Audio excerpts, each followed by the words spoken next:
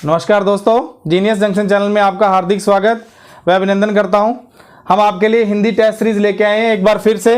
पहले हमने संधि करवाई थी और आज हम हिंदी टेस्ट सीरीज लेके आए हैं समास की। एक एक करके हम सारे के सारे टॉपिक कंप्लीट करवाएंगे टेस्ट सीरीज के माध्यम से। आप अपना स्कोर चेक करते रहें और बहुत जल्द हम लाइव भी आने वाले हैं। और आप हमें कमेंट करके बताइए कि कब लाइव आना और क्या टाइम रहेगा, वो टाइम भी आपने डिसाइड करना है।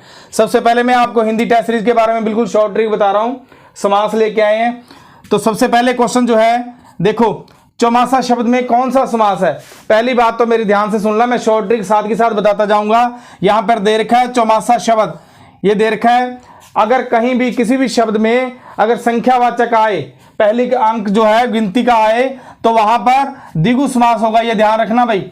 चौमासा दे रखा है, देखो 4 मासों का समूह है, ठीक है ना। 4 दे रखा है ना, चौ मतलब चौमासा 4 दे रखा है, संख्यावाचक दे रखा है। इसका मतलब यहां द्विगु समास होगा। किसी भी शब्द में अगर पहले संख्यावाचक दिया हो तो वहां द्विगु समास ही होगा। 100% राइट आंसर होगा आपका, ये ध्यान रखना। संख्यावाचक में एक बात और याद रखना, द्विगु समास के अंदर, द्विगु समास में क्या होता है, 1 से लेकर, ये देखो यहां पे मैं बताता हूं आपको, द्विगु समास में क्या होता है, 1 से लेकर 9 तक गिनती के अंक वो सारे के सारे द्विगु समास में आएंगे। और क्या आता है, 10, 20, 30 जितने भी है ये अंक, जो 10, 20, 30, 40, 50, 60, 70, 80, 90, 100 यहां तक सारे के सारे द्विगु समास में आते हैं। कई बार पूछ लेता है कि शताब्दी में कौन सा समास है, शताब्दी, तो 100 आ गया ना इसमें शताब्दी, तो 100 किस में आएगा, द्विगु समास में आएगा। ये ध्यान रखना भाई। 1 से 9 तक गिनती के अंक और ये जो मैंने आपको बता दिए वो सारे के सारे द्विगु समास में आएंगे, ठीक है। तो इसलिए चौमासा शब्द में कौन सा समास हो गया, द्विगु समास। आगे देखो क्वेश्चन नंबर 2, तत्पुरुष समास का उदाहरण कौन सा है। तत्पुरुष समास के बारे में बताना है। पहले तो मैंने कल भी आपको बताया था कि शब्दों को काटना सीखें। अगर आंसर आपसे कट जाएगा तो आपको पता चल जाएगा कि इसमें कौन सा समास आ रहा है और राइट आंसर होगा आपका, ठीक है ना। अब देखो तत्पुरुष समास में उदाहरण पूछा है इसने। सबसे पहले तो ये देखो यहां पे दे रखा आमरण, आशातीत, फिर प्रतिदिन और यथाशक्ति। एक चीज यहां पे मैं तत्पुरुष के बारे में एक बात और बताता हूं, अव्ययभाव समास के बारे में बता रहा हूं। हालांकि इसका तत्पुरुष समास का उदाहरण तो ये है आशातीत। अब इन वाक्यों को कैसे काटा मैंने, ये मैं आपको बता रहा हूं। अव्ययभाव समास की एक पहचान याद रखना आप, किसी भी शब्द में अगर यथा लगा हो या फिर प्रति लगा हो या फिर बे लगा हो या फिर आ लगा हो, ये शब्द याद रखना, वहां पर अव्ययभाव समास ही होगा। ये ध्यान रखना भाई। ये शब्द जहां पर लगे हो, यथा, प्रति, बे, आ, ये देखो आ लगा हुआ आमरण, इसमें प्रति लगा हुआ, देखो यथा लगा हुआ, ये तीनों के तीनों किसके हैं, उदाहरण है अव्ययभाव समास के उदाहरण है। और ये तत्पुरुष समास का एक ही बचा आशातीत। सीधी सी बात याद रखना, अव्ययभाव समास में पहला पद उपसर्ग होगा, वहां पर अव्ययभाव समास ही होगा। जहां पर उपसर्ग, ये उपसर्ग लगे हुए हैं, देखो आमरण लगा हुआ ना, ये अव्ययभाव समास का उदाहरण है। और तत्पुरुष समास का इसने पूछा हुआ है तो अपने आशातीत हो गया। आगे क्वेश्चन नंबर 3 देखो, द्वंद्व समास का उदाहरण कौन सा है। द्वंद्व समास पूछा है इसने भी। द्वंद्व समास, ये देखो ये यथाशक्ति तो आपको मैंने बता ही दिया, अव्ययभाव समास के, इसको तो काट ही दो, ये बीचों बीच भी अव्ययभाव समास का। ये रहा 31 द्वंद्व समास का उदाहरण है।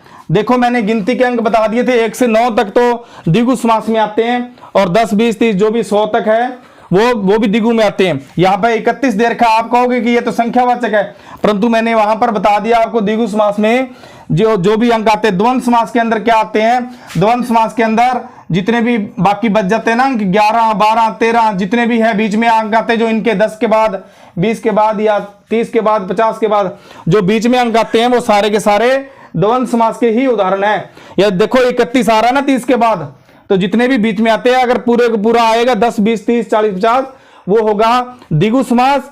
अगर उनके बीच में आता है कोई 11, 12, 13, तो वो आता है द्वंद्व समास के अंदर।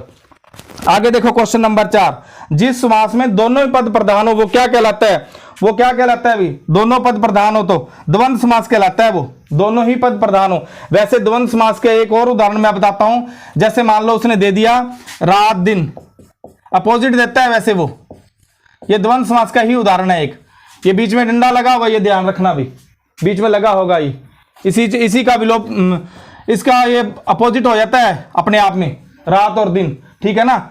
ये विलुप्त हो जाता है बीच में और इसकी जगह और लग जाता है, रात और दिन बन जाता है, ठीक है ना। विलोप होने के बाद और लग जाता है। ये ध्यान रखना, जिस समास में दोनों ही पद प्रधान हो, देखो दोनों पद प्रधान है, रात भी प्रधान है अपने आप में और दिन भी प्रधान है, दोनों पद प्रधान हो, वहां पर द्वंद्व समास होगा। ठीक है, अब आगे देखो 5वां क्वेश्चन, रातों रात शब्द में कौन सा समास है। एक बात और बता दूं, अगर किसी भी शब्द में एक ही शब्द बार बार रिपीट हो रहा है, देखो जैसे मान लो ये बीचों बीच हुआ था ना, अपने बीचों बीच, ठीक है ना, ये बार बार बीच और बीच शब्द रिपीट हो रहा है, इसलिए अव्ययभाव समास है। या देखो रातों रात, रात रात दोनों बार बार रिपीट हो रहे हैं, तो वहां पर अव्ययभाव समास ही होगा, जहां बार बार जो है बार बार रिपीट हो रहा है, जो शब्द दे रखा है, ठीक है ना, बार बार रिपीट हो, वहां पर अव्ययभाव समास ही होगा। इसका ऑप्शन नंबर ए राइट होगा। ठीक है, आगे क्वेश्चन नंबर 6 देखो, चक्रपाणी शब्द में कौन सा समास है। अब देखो चक्रपाणी शब्द का मैं आपको बता दूं, पहली बात तो आप जितने भी देवी देवता हैं वो सारे के सारे बहुव्रीहि समास में आएंगे। चक्रपाणी, चक्र है हाथ में जिसके, कौन है वो, विष्णु, तो वो कौन सा समास आ जाएगा, बहुव्रीहि समास। जितने भी देवी देवता जितने भी आ रहे हैं आपके माइंड में, अगर प्रश्न के अंदर ऐसा कोई क्वेश्चन आता है तो वहां बहुव्रीहि समास ही होगा। ठीक है, आगे देखो क्वेश्चन नंबर 7, महापुरुष में कौन सा समास है। अब किसी भी शब्द की विशेषता अगर बताई जाए तो वहां पर कर्मधारय समास होगा, ये ध्यान रखना भाई। ये देखो महान है जो पुरुष, इस पुरुष की विशेषता बताई जा रही है। पुरुष की विशेषता कैसी बताई जा रही है कि वो पुरुष क्या है, महान है। जैसे काली मिर्च अगर आपको दे दिया मान लो प्रश्न में, देखो काली मिर्च, काली मिर्च में इस मिर्च की विशेषता बताई जा रही है कि वो काली है। जैसे नील गाय, नील कमल, ठीक है ना, उनकी जिसकी विशेषता बताई जाए वो क्या है, कर्मधारय समास में आता है। अभी महापुरुष, पुरुष है, महान है जो पुरुष, इस पुरुष की विशेषता बताई गई है, इसलिए वो कर्मधारय समास में आता है। अब आगे देखो क्वेश्चन नंबर 8 क्या कह रहा है, इसी सीरीज का जो क्वेश्चन नंबर 8, गांव गांव में कौन सा समास है। अभी मैंने आपको पीछे वाले क्वेश्चन में बताया है कि अगर एक ही शब्द बार बार आए तो वहां पर अव्ययभाव समास होता है। जैसे मैंने बीचों बीच का बता दिया, रातों रात, दिनों दिन, ऐसे शब्द बहुत बार एग्जाम में पूछे जाते हैं। ठीक है ना, गांव गांव दे रखा है, ये बार बार रिपीट हो रहा है, तो ये कौन सा समास हो गया, अव्ययभाव समास हो गया। देखो बहुव्रीहि तो हो नहीं सकता, मैंने आपको बता दिया, कोई देवी देवता का नाम आएगा या कोई भी ऐसी चीज आएगी जो आपको पहचान लोगे उसमें। द्वंद्व समास में पता ही है आपको, ठीक है ना, जैसे दिन रात आ गया, माता पिता आ गया, और द्विगु समास में तो संख्यावाचक होता ही है, पता है सभी को। ठीक है, अब आगे देखो क्वेश्चन नंबर 9, चतुर्मुख। इसमें मैंने आपको 2 चीज बतानी है। अभी देखो चतुर्मुख में क्या है, कौन सा समास होता है। आप ये मत सोच लेना कि अब ये संख्यावाचक आ गया, ऐसी स्थिति बहुत बार एग्जाम में देखी जाती है। चतुर्मुख में वैसे आप लगाओगे द्विगु समास, परंतु ये चीज भी देखा करो ना, ये कोई ना कोई आगे करके देखा करो, एक तीसरा अर्थ निकाल के देखा करो कि इसका निकल रहा है या नहीं। चतुर्मुख, 4 है मुख जिसके, कौन है वो, ब्रह्मा जी है ना, तो इसलिए ये बहुव्रीहि समास होगा भाई, न कि द्विगु समास। अगर बाई चांस एग्जाम में दोनों ऑप्शन आ जाए, बहुव्रीहि और द्विगु, तो आप द्विगु नहीं करोगे, द्विगु समास नहीं करोगे। कहीं आप देख लो कि 4 है इसमें मुख, तो आप सीधा द्विगु कर दो संख्यावाचक देखकर। दोनों में आ जाए ऑप्शन तो वरीयता इसको दोगे बहुव्रीहि समास को, ये ध्यान रखना, ऑप्शन राइट ये होगा बहुव्रीहि समास। ठीक है, आगे क्वेश्चन नंबर 10 देखो भाई, किस समास में दोनों पदों के बीच उपमेय और उपमान, ये प्रश्न बहुत बार एग्जाम में पूछा गया है, अथवा विशेषण विशेष्य का संबंध होता है। ये कर्मधारय समास है भाई, जिसमें विशेषण और विशेष्य का संबंध होता है, यानी कि एक पद दूसरे पद की विशेषता बताता है, उपमेय या उपमान करता। ठीक है ना, जैसे मैंने बताया आपको नीलकमल, ठीक है ना, अभी बताया नीलकमल कि इस कमल की विशेषता बताई गई है कि ये नीला का नीला है, ठीक है ना, नील गाय, हरी मिर्च या काली मिर्च, कुछ भी ऐसे उदाहरण जो है वो कर्मधारय समास के हैं। ठीक है ना, जिसमें उपमेय और उपमान या फिर विशेषण और विशेष्य का संबंध होता है आपस में, यानी कि एक पद दूसरे पद की विशेषता बताएगा, वहां पर कर्मधारय समास ही होता है।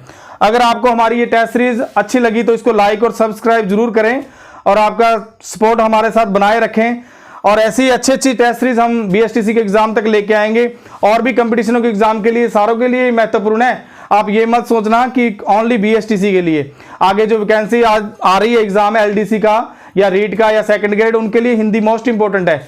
सारे के सारे सब्जेक्ट हम करवाएंगे, आप ऐसे ही हमारे साथ बने रहें। धन्यवाद।